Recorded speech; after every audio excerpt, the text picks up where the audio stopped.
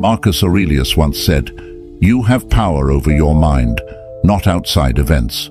Realize this, and you will find strength."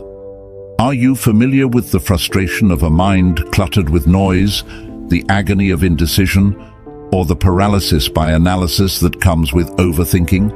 We've all been there, replaying conversations, anticipating outcomes, and trying to solve an endless string of what-ifs in our heads. Today, we will tackle this challenge head-on with 10 practical Stoic strategies to conquer overthinking. If you're looking for ways to break this cycle and reclaim your mental space, make sure to hit the notification bell and subscribe. Now, let's dive in. 1. Visualize your overthinking as an external force. Overthinking can sneak up on you, like fog rolling in on what was a clear day.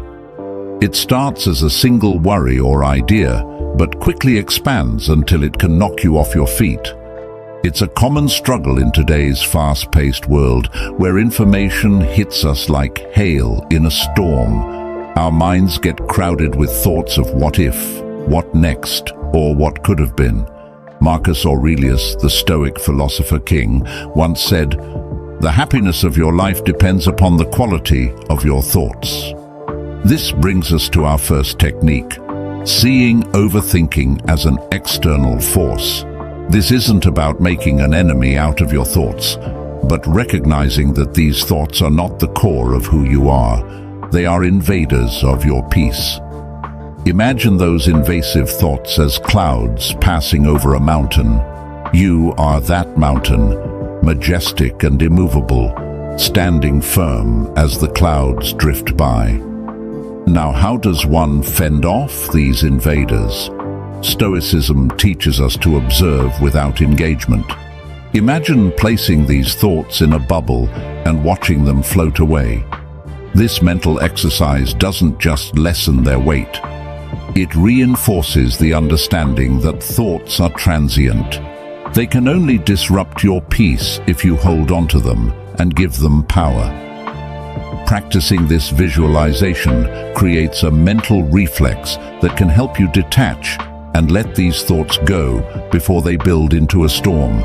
As you get better at distinguishing yourselves from this barrage of overthinking, it becomes simpler to see that you are not just a sum of your thoughts. This distinction acts as a shield, much like earplugs in a noisy crowd. It's a deliberate, continual effort that grows stronger with everyday application. When you notice yourself beginning to overthink, stop and picture the thought as noise, unnecessary and separate from who you are. By doing this, you're not only protecting yourself against overthinking, you're also taking back your mental territory and peace, one step at a time. 2. Take control by refocusing your energy.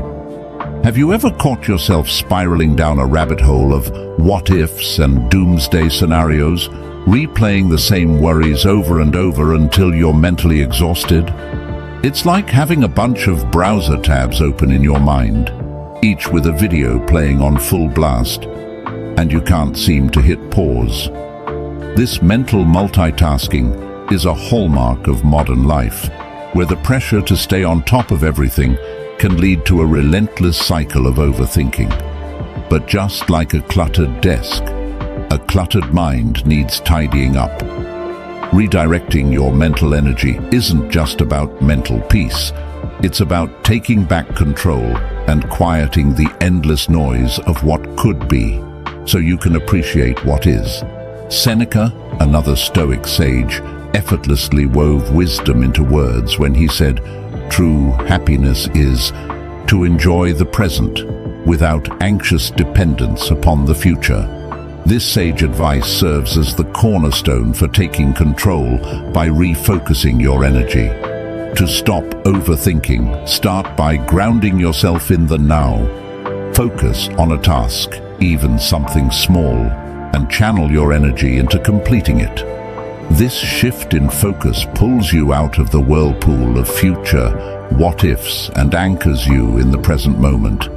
The practical application is simple yet profound. engage in an activity that requires your full attention. It could be as simple as organizing your workspace, going for a brisk walk, or losing yourself in a book. These acts require the now, not the tomorrow or the yesterday, commanding your thoughts to align with your actions. You're not just distracting yourself, you're taking command of where your energy flows.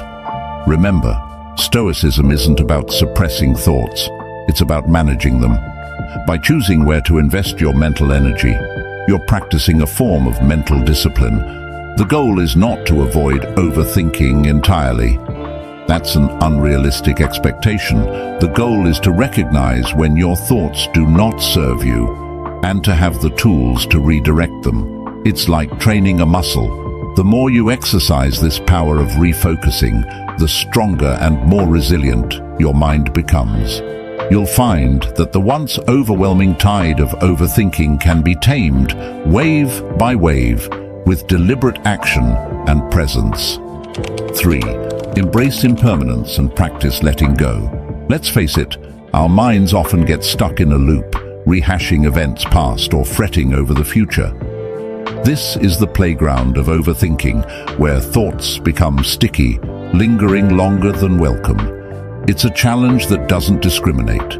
It affects students worried about exams, professionals stressed about presentations, or anyone trying to fall asleep while their mind races at 100 miles an hour.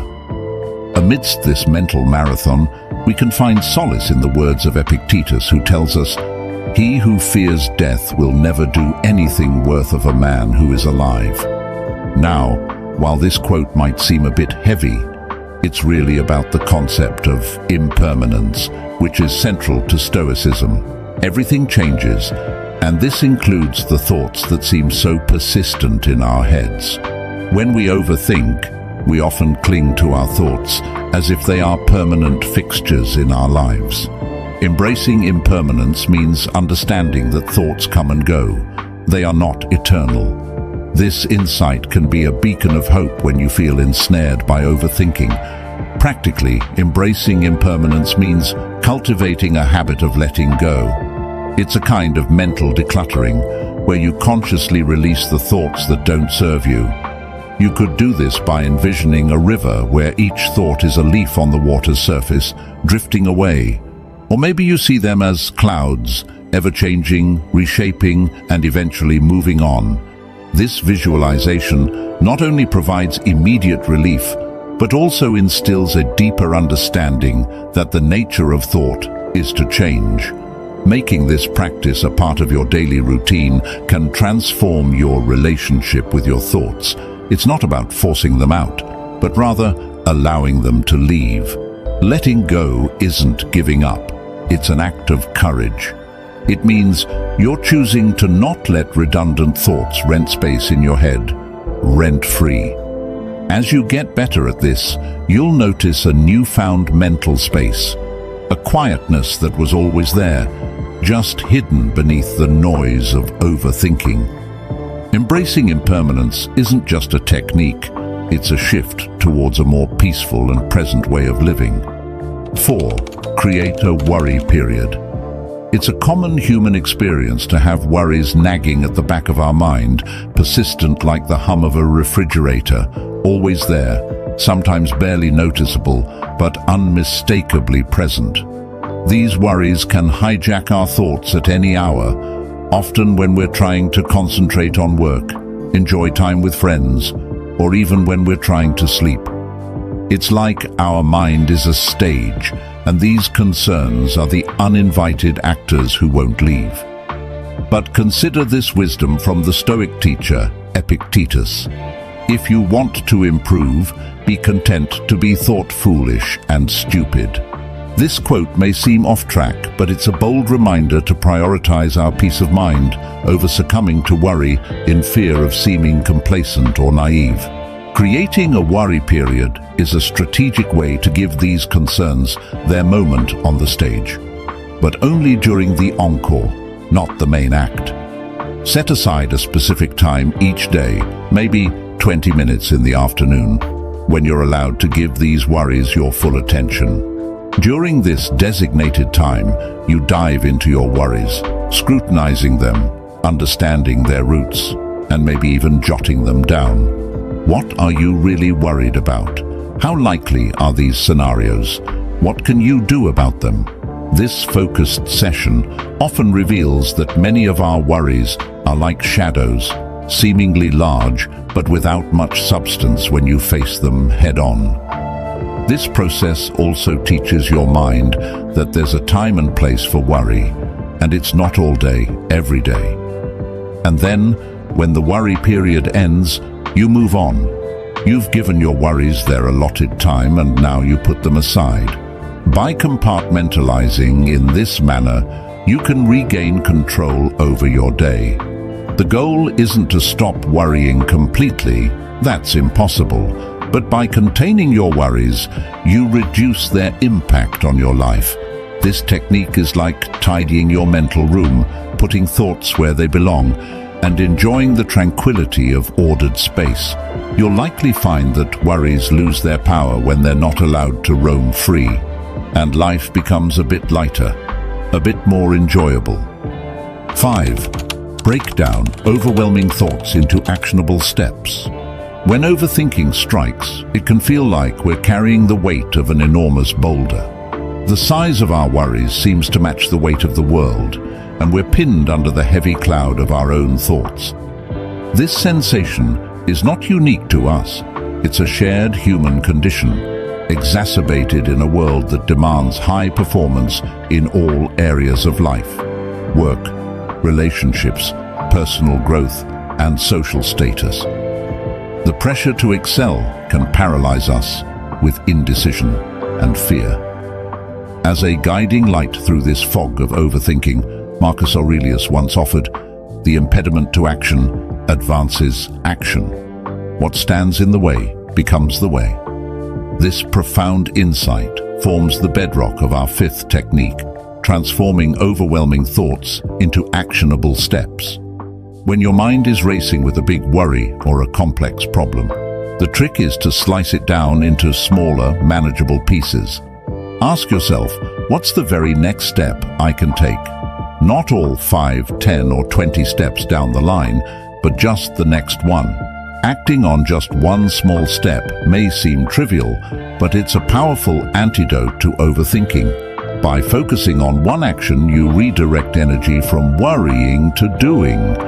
It's a bit like untangling a giant knot by working on one small tangle at a time. You aren't dismissing the complexity of your concerns. You're navigating through them with purpose and precision. The beauty of this technique is in its simplicity and effectiveness. Each small step you take builds momentum, and as you look back, you realize that boulder of worry is now a pile of pebbles you've crossed over, one step at a time. This method teaches patience, resilience, and trust in one's ability to confront challenges head-on. Suddenly, what once seemed insurmountable is behind you, and your overthinking is replaced with a sense of accomplishment and clarity. 6. Shift your perspective to gratitude. Our minds can be tricky. They often lure us into a maze of overthinking about what we lack, what could go wrong, or what we have yet to achieve. This is a relentless loop that can leave us feeling drained and discontent. Overthinking often stems from a focus on the negatives or the not-yets in life, overshadowing the good that's already present. Seneca once said, "True happiness is to enjoy the present, without anxious dependence upon the future." This nugget of Stoic wisdom is a call to shift our perspective from lack to abundance, from overthinking to gratitude. It's about recognizing the value of the present moment and the many blessings we often overlook when we're busy worrying about what's to come.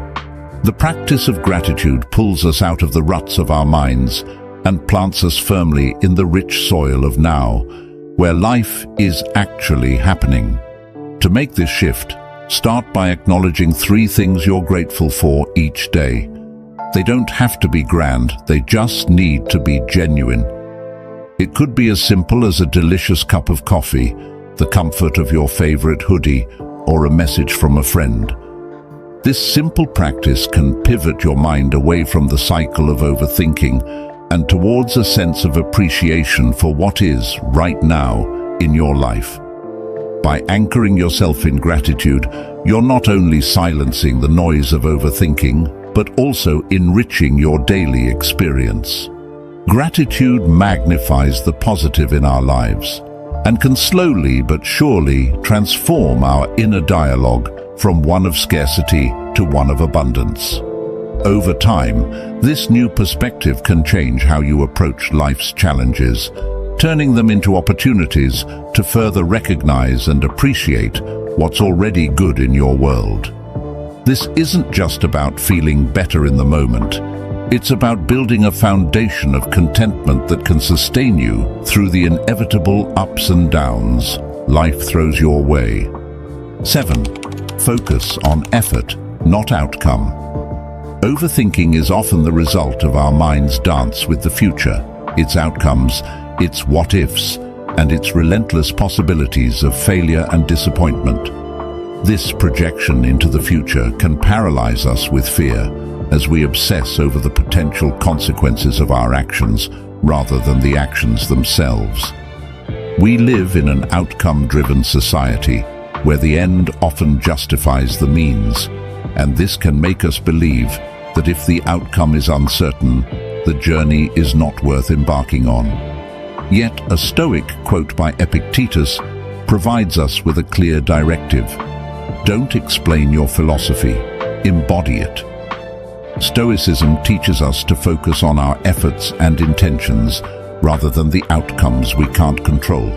This doesn't mean we should not set goals or aspire to achieve great things, but it does mean that the true value lies in the quality of our effort, the integrity of our actions, and the virtue with which we navigate our path. To apply this technique, whenever you find yourself overthinking about the potential results of your efforts, consciously redirect your thoughts to the effort itself.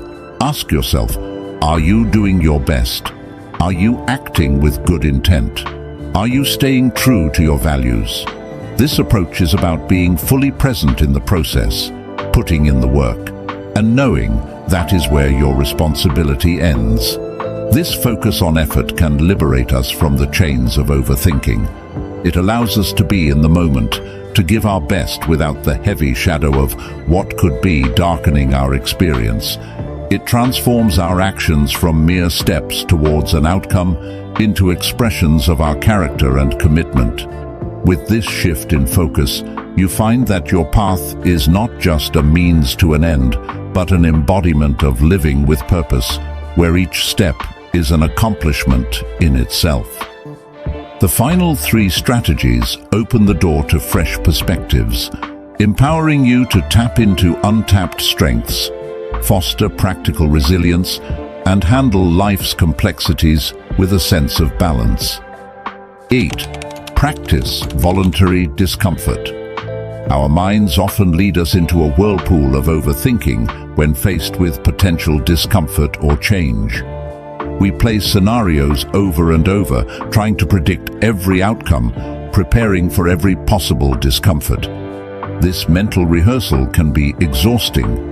The comfort zone becomes a mental prison where growth is stunted and overthinking becomes the warden. Marcus Aurelius once remarked, "The art of living is more like wrestling than dancing." This reflects the Stoic practice of engaging with challenges head-on rather than avoiding them.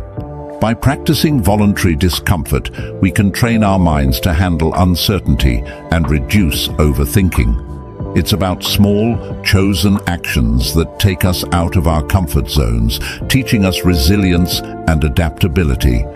To integrate this into modern life, start with something small, like taking a cold shower, sleeping without a pillow, or walking instead of driving. Do something that disrupts your normal routine and sit with whatever feelings arise without judgment. This isn't about punishment, it's about showing yourself that discomfort isn't as scary as your overthinking mind makes it out to be. Voluntary discomfort has the paradoxical effect of increasing comfort, with the various aspects of life. By routinely stepping into what's uncomfortable, the unfamiliar becomes familiar, and the mind learns to quieten. It becomes less reactive to change and more focused on what can be controlled: your responses. This powerful shift in perspective not only lessens overthinking, but also builds a core of inner strength that is unshaken by the ebbs and flows of life's circumstances. 9. Reflect on the transience of life. When we're caught in the storm of overthinking, it's often because we've zoomed in too closely on the minute details of our lives, losing sight of the bigger picture. Our thoughts become a tangle of what if this happens or what if that doesn't work out, causing us to lose perspective. This microscopic view can make even the smallest issues appear insurmountable, consuming our mental space and energy. Seneca once wrote, "We are not given a short life, but we make it short, and we are not ill-supplied, but wasteful of it." This poignant reminder encourages us to reflect on the fleeting nature of our existence. Each moment spent overthinking is a moment not fully lived, a slice of life not savored. Stoicism prompts us to ask ourselves whether our worries will hold any weight in the grand timeline of our life. To counteract overthinking, then, we should regularly take a step back and consider our life in its entirety. Recognize that many of the things that consume our thoughts are transient and, in the long run, insignificant. When you feel overwhelmed by your thoughts, pause and remind yourself that life is fleeting. Ask if this moment of overthinking is truly worthy of the limited time you have. By contemplating the transience of life, we naturally prioritize our experiences and concerns. This isn't a call to become morose or indifferent, but rather to cherish the present and to focus on what truly matters. It's a powerful antidote to overthinking because it aligns our attention with the present, enriches our appreciation for the now, and diminishes the weight of future-focused anxieties. Let the ephemeral nature of life not be a source of anxiety, but a canvas on which you paint with the vivid colors of presence and engaged living. 10. Seek wisdom from outside yourself. Our own minds can sometimes feel like a maze where each turn leads to more confusion and overthinking. We try to solve a puzzle, only to find that the pieces keep multiplying, leaving us feeling stuck. This is the problem of overthinking in a nutshell. A cycle that starts and ends within the confines of our own thoughts, often without a clear exit. Seneca, a man celebrated for his wisdom, said, "Consult your friend on everything, especially on those matters concerning yourself. His counsel may then be useful, where your own self-love might impair your judgment." These simple words encapsulate a profound truth that can help navigate the stormy seas of overthinking. Stoicism teaches us that seeking insight from outside ourselves can break the cycle of rumination. It could be the fresh perspective of a friend, the impartial advice of a mentor, or the timeless wisdom found in literature. To apply this in a modern context, look for people whose opinions you trust and respect. It could be someone from your circle or a professional with the experience to guide you. Sharing your thoughts with them can help in two ways. It provides clarity as you articulate what's in your mind, and it opens the door for objective feedback that you may have missed while overthinking. This technique does more than offer practical solutions. It reminds us that human connection is invaluable. When we share our burdens, they often become lighter. This is not a weakness, but a recognition of the collective strength we have as social beings. Let the wisdom of others be the light that guides you out of the shadows of overthinking. With each conversation, you'll find the puzzle becoming easier to solve, not because the problems are any less complex, but because you are no longer trying to solve them in isolation. Which of these methods resonated with you? Let us know your reflections in the comments. Today's insights are but stepping stones in our shared path of intellectual growth. If you value the pursuit of wisdom, please subscribe and give the video a thumbs up. Together, let us persist on this path, constantly seeking the wisdom the Stoic masters have set before us.